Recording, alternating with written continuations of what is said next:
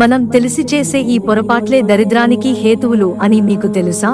మామూలుగా చాలా మంది తెలిసి తెలియక కొన్ని రకాల తప్పులు చేస్తూ ఉంటారు.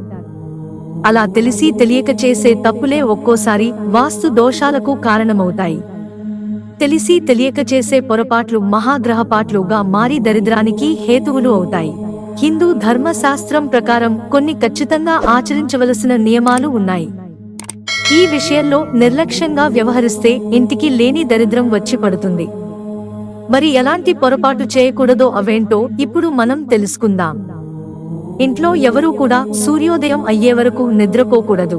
చాలా మందికి 8-9 గంటల వరకు పడుకునే అలవాటు ఉంటుంది. అలా అస్సలు పడుకోకూడదు. హెల్త్ బాగోలేని వారు పిల్లలు పడుకుంటే తప్పులేదు, కానీ మిగతావారు పడుకుంటే మాత్రం దరిద్రం తప్పదు. బాగా పొద్దెక్కిన తర్వాత నిద్ర లేచి వాకిలి చిమ్మకూడదు. సూర్యుని ముఖాన నీళ్లు చల్లినట్టు అప్పుడు ఇంటి ముందు నీళ్లు చల్లకూడదు. ఇక నిద్ర లేచిన వెంటనే అద్దంలో ముఖాన్ని చూసుకోకూడదు. దువ్వెనతో తల దువ్వకూడదు. నిద్ర లేవగానే పడుకున్న దుప్పట్లు మడత పెట్టి బెడ్ శుభ్రంగా సర్దాలి.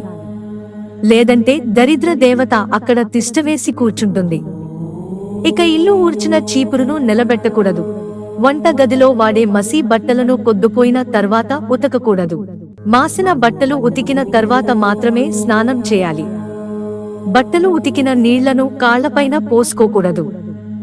అలా చేస్తే దరిద్ర దేవత నేరుగా మనతో పాటు వచ్చి ఇంట్లో కూర్చుంటుంది. తిన్న ఎంగిలి కంచం ముందు చేతిని ఎండబెట్టుకుని చాలాసేపు కూర్చోకూడదు.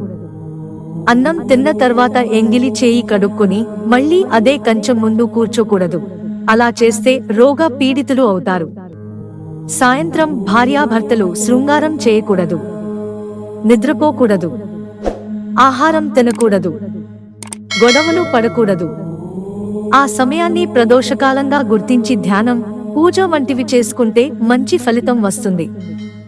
సాయంత్రం 6 దాటిన తర్వాత సూది, నూనె, ఉప్పు, కోడిగుడ్లు ఇంటికి తెచ్చుకోకూడదు.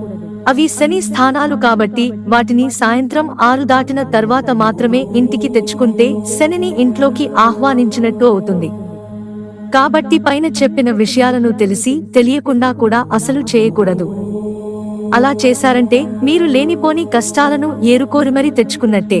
మిత్రులారా, ఛానల్ సబ్స్క్రైబ్ చేసుకోవడం మర్చిపోకండి. ధన్యవాదాలు.